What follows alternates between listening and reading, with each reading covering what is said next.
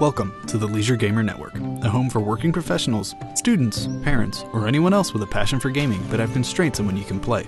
We review games after an hour of gameplay to see if they grabbed our attention and are worth your time playing.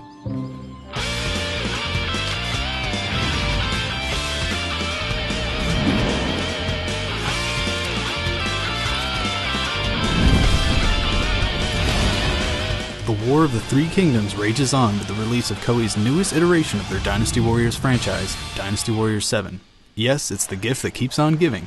Few titles make it past their initial release, let alone 7 times. So is Dynasty Warriors 7 a brilliant reimagining of an established property, or just a glorified re-release of the same old game? Incredible! I am truly impressed by your skill. Some of the game's selling points include the addition of a new faction called Jin, the ability to wield multiple weapons, character-specific special attacks, 2 Musu or Ultra attacks per character, a free roam conquest mode, and kingdom-specific story modes as opposed to character-specific stories. Not the most impressive feature list, but Dynasty Warriors has long relied on its core gameplay to be addictive and fun. This core gameplay revolves around a simple hack-and-slash mechanic. You play a great warrior from the 3, or is it now 4 kingdoms, and fight your way through the famous battles of that era. Simple foot soldiers will fall to you by the hundreds, and enemy officers will not provide a significant challenge on all but the hardest difficulties. You are a god on the battlefield. The graphics are the best I've seen in the Dynasty Warriors series, which isn't saying much. The officer character models are pretty detailed and look good, but the environments and the generic soldier models are much blander and less detailed. The music is a collection of generic rock. While this might sound annoying, the music lends itself to the hectic climate of the battles and the pacing of the game.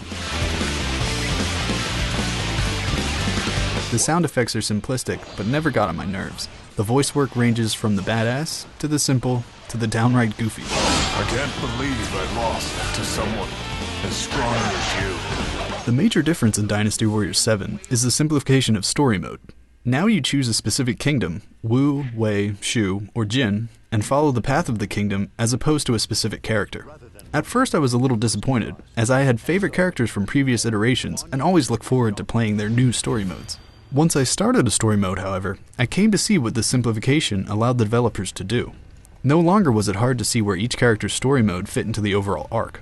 All the deaths, betrayals, and victories now make sense in the greater scheme of things, and characters grow over the course of the story. Also, forcing you to play a different character each mission means you may have a lot of fun with a character you might not have played otherwise. Sadly, the other new features didn't come off as well as the redesigned story mode. I never found myself using the multiple weapon system to any great extent. Every character has a weapon they're best with, and using a different weapon just didn't make sense to me. The free roam conquest mode allows you to play with any character you've unlocked in the story mode as you fight through battles on a map of ancient China. Any characters not unlocked through the story mode will have to be unlocked here, as well as any ultimate weapons. While being able to play any character you wanted appealed to me, the battles are fairly generic.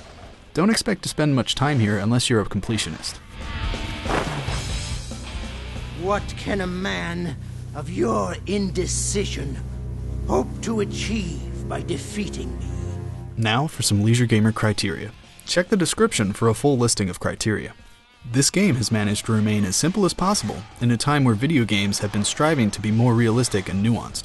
The game is easy to pick up and play, and will only challenge on the highest of the 5 difficulties.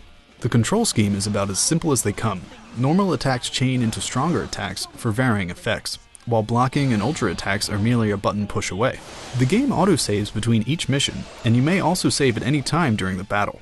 Be careful when you use this battle feature, however, as you will not be able to play any other game modes or story modes without losing that save. Fail to utilize the save feature, and you may find yourself replaying a long level, if you're defeated near the end. Dynasty Warriors 7 earns a rating of low. You'll feel like a god on the battlefield as you easily dispatch your enemies and win the day. Don't make me laugh.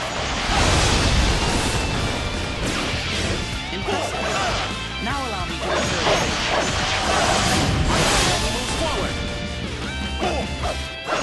The battles are nicely self-contained and can be enjoyed in moderate amounts of time, depending on their complexity. The stories are pretty straightforward, and little focus is necessary to figure out why Army A wants to destroy Army B. With the battle save feature, this game can be enjoyed in small portions, but if you want to unlock everything, be prepared to put in a lot of time. Dynasty Warriors 7 has a time commitment of afternoon. Got a half hour to kill? Pop it in and take on a quick battle in conquest mode, or finish up that battle you've left half done in story mode.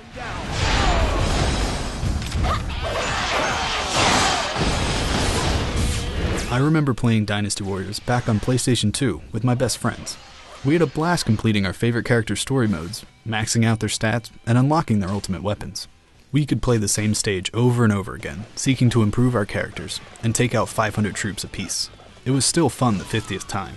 Also, there is something to be said about the stress release factor of playing such an overpowered avatar. It is a great way to unwind at the end of the day.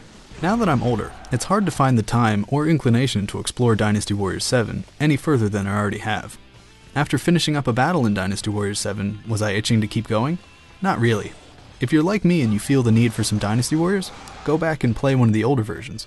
And if that's not enough, then think about buying or renting this game. If you're new to the series, rent it, and maybe you'll have as much fun as my friends and I used to. This game is far from an absolute buy.